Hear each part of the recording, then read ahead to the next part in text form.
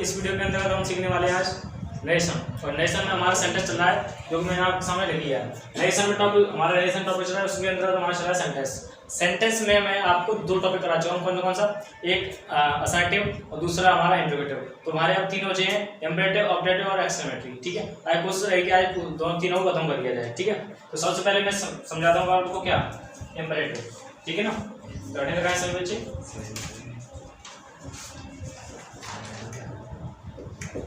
Imperative sentence,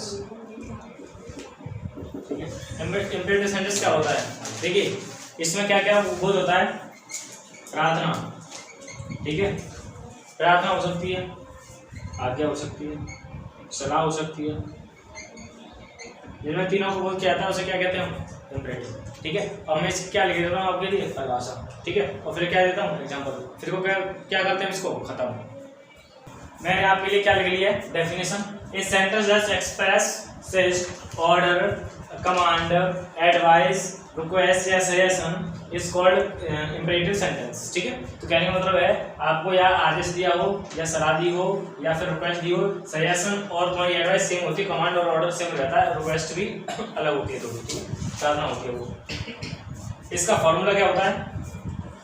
इसका formula होता है subject verb plus other word. ठीक है, इसमें जो सब्जेक्ट होता है ना, सब्जेक्ट है जो वो क्या रहता है? हिडन रहता है। ठीक है, वो आपके सामने दिया नहीं होगा। ठीक है, दिया नहीं होगा तो सब्जेक्ट वर्ब होगी, वर्ब में अदर वर्ड होगा। ठीक है, जैसे कि give me a pen, take your money, please sit down. तो इसमें रिक्वेस्ट, ठीक है, टेक योर मनी, अब अपना मनी दे दो, गिव मी ए। ठीक है, ये एग्जांपल हो गए। ये क्या होगा? इम्परेटिव, जिसमें वर्ब होती है और ऑब्जेक्ट होता है। ठीक है, अदर वर्ड बोल सकते हैं हम। ठीक है, तो उसे हम क्या कहते हैं? इम्परेटिव। ठीक है, समझ में आया? आदेश दिया हो, मैं पहले बता चुका हूँ, रिक्वेस्ट दी हो, या ऑर्डर दिया हो, या फिर एडवाइस दी हो, बस इतनी चीज समझ नहीं। ठीक है, नोट डाउन करो इसे। ऑब्जेक्टिव, ऑब्जेक्टिव में क्या है वो समझिए। इस सेंटेंस दैट एक्सप्रेस, देखिए किसका भाव हो? Bless, pray, curse, this is called objective. कहने का मतलब है या किसी में क्या करी हो, देखो प्रे, प्रार्थना की जा रही हो, ठीक है, या आपको आशीर्वाद दिया जा रहा हो, या फिर आपको श्राप दिया जा रहा हो, या किसी की इच्छा हो। ठीक है, ठीक है, बात समझ में आ रही है? या इच्छा का बोध हो, तो वो ऑब्जेक्टिव होता है। जैसे कि भगवान करे वह मर जाए, भगवान करे उसके नौकरी लग जाए, तो ठीक है, ये क्या कर रहे हैं? इच्छा कर रहे हैं, प्रार्थना कर रहे हैं ऊपर वाले से। ठीक है, तो वो चीजें क्या होती हैं? ऑब्जेक्टिव होती हैं। ठीक है, लेकिन ऑब्जेक्टिव में आपको एक्सक्लेमेशन मार्क लगाना अनिवार्य है, ये होता है एक्सक्लेमेशन मार्क। ठीक है, अगर आपको ये नहीं लगाएंगे तो इसका सेंटेंस का मीनिंग चेंज हो जाएगा। ठीक है, तो आपको एक्सक्लेमेशन मार्क जरूर लगाना है। ठीक है ना, एग्जाम्पल में may he die soon, may you BNIS। ठीक है, तो कहने का मतलब ये है इसमें एक्सक्लेमेशन मार्क लगाना अनिवार्य है इसमें, और अगले जो पढ़ने वाले हैं उसमें एक्सक्लेमेटरी में। बस समझ में आई? तो आप इस बात को उतार लें जल्दी से। ठीक है, प्रार्थना की जा रही हो, या फिर आपको आशीर्वाद दिया जा रहा हो, कर्स, श्राप दिया जा रहा हो, भगवान करे ये उसका ये हो जाए, बुरा हो जाए, मतलब ठीक है, उसके लिए कर्स का उपयोग करते हैं। एक एक चीज को बारीकी से जो जो मैंने लिखा है ना, एक एक चीज को मैं डिफाइन करूंगा जब मैं इसे चालू कर दूंगा। ठीक है, ये तो डेफिनेशन है, डेफिनेशन में मैं खोल नहीं रहा आपको। ठीक है, पहले सबसे पहले इसे नोट डाउन करें, इसके बाद एक्सक्लेमेटरी पढ़ते हैं, ताकि वीडियो को आगे बढ़ाते हैं। चलिए बताइए इसे। लास्ट है एक्सक्लेमेटरी। ठीक है, और एक्सक्लेमेटरी के अंतर्गत आता है इंटरजेक्शन। तो सबसे पहले आपको इंटरजेक्शन समझना पड़ेगा, उसके बाद आपको एक्सक्लेमेटरी पर समझना पड़ेगा। ठीक है, तो सबसे पहले इंटरजेक्शन समझते हैं। Interjection is a word that comes in our mind, जो कि कहने का मतलब है, इस लाइन का मतलब है जो हमारे दिमाग में अचानक आता है, अचानक कुछ भी आ सकता है। ठीक है, एग्जाम्पल मैंने लिया है ओ, एलास, आ, पाउच, वर्रा, ओ, फाई। ठीक है, तो कुछ भी आ सकता है, कुछ भी, तो उसके बाद एक्सक्लेमेशन मार्क जरूर होना चाहिए, है ना, तो वो इंटरजेक्शन होगा।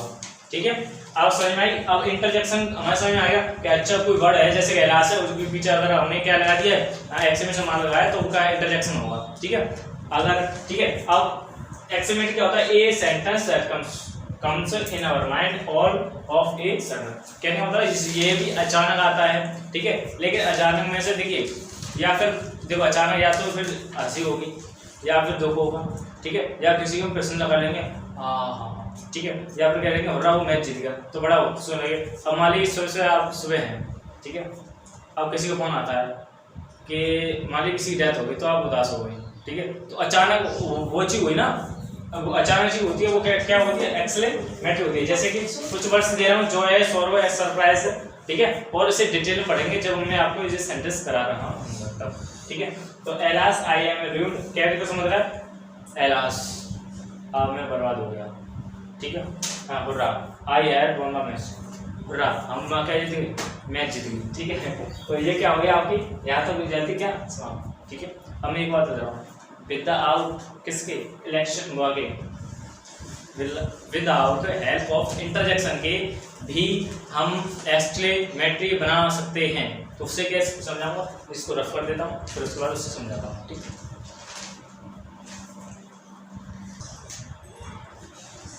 चलिए ये छोटा सा आपके लिए नोट पॉइंट है जो कि मैं आपको समझा रहा हूँ। मैंने क्या इस डिवाइस में विदाउट हेल्प ऑफ इंटरजेक्शन, मतलब कि जो शब्द लगाना हो, जैसे एलास है, हो रहा, ये शब्द लगा ना हो तो क्या एक्सक्लेमेटिव हो नहीं सकता, क्यों नहीं हो सकता, जरूर हो सकता है।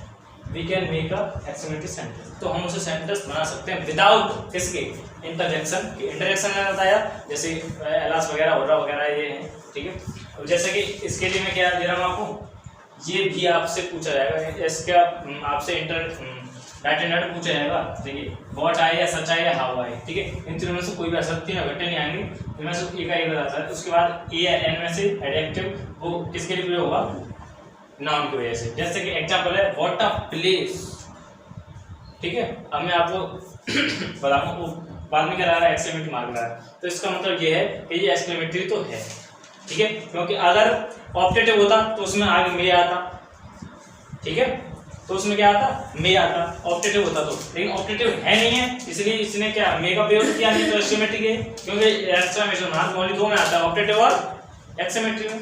ऑप्टेटिव में आएगा मे, से स्टार्ट होगा ज्यादातर, मोस्टली 90%, लेकिन इसमें तो आया नहीं है मे, तो एक्सक्लेमेटरी है। अब देखिए, अब हम कह रहे हैं व्हाट अ प्लेस, जब हम बोल रहे हैं तब क्या कर रहे हैं, तो व्हाट अ प्लेस डिपेंड करता है बोल कैसे रहे हैं। जैसे बोला व्हाट अ प्लेस यार, तो कहेंगे अच्छा है, ठीक है,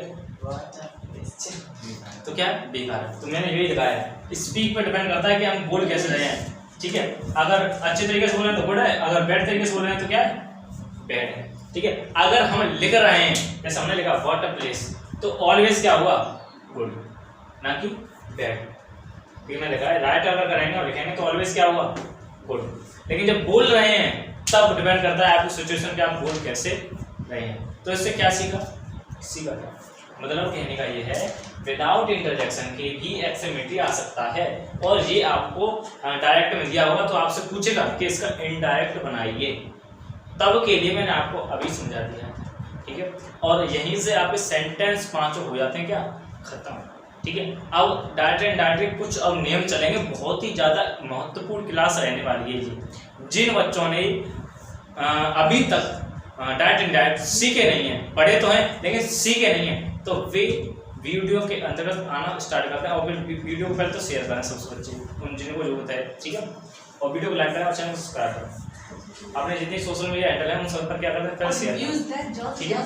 और इस वीडियो करते हैं यहीं पर समाप्त, ठीक है। तो आप सभी नोट डाउन करें और साथ ही साथ नोट्स बनाते हुए चलें, ठीक है, क्योंकि बहुत ज़्यादा सिलेबस होगा अभी तो थोड़ा, इसके बाद हम जब 500 में घुसेंगे ना तो बहुत सारी चीज़ें होंगी इसमें, ठीक है। सब ऐसे काली नोट डाउन